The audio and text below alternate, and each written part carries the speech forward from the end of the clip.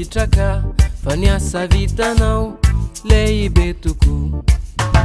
tsy voavalinay aneza vita taminay fa fiderana no arosonay ho anao izany iry zany no manaingany fanay alleluia tolotray ho anao ny fankasitrahana avy amin'ny fo mankasitraka ny famonjenanay da lehibe toko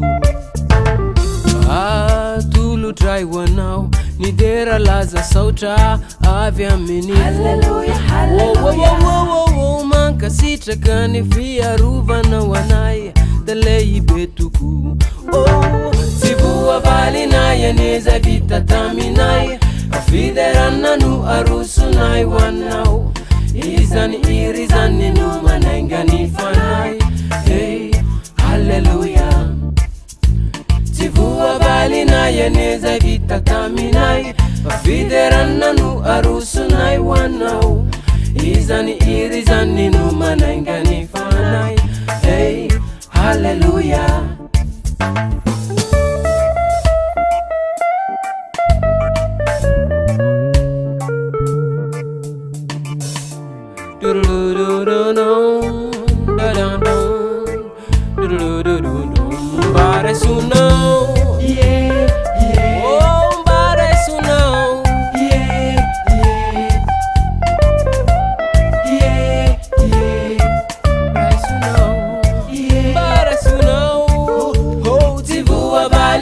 yaneza vita taminay fa fiderana no arosonay ho anao izany iry zany no manaingany fanay halleluia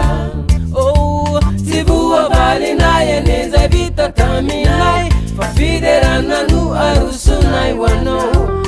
izany iry zany no manaingany fanay jesosy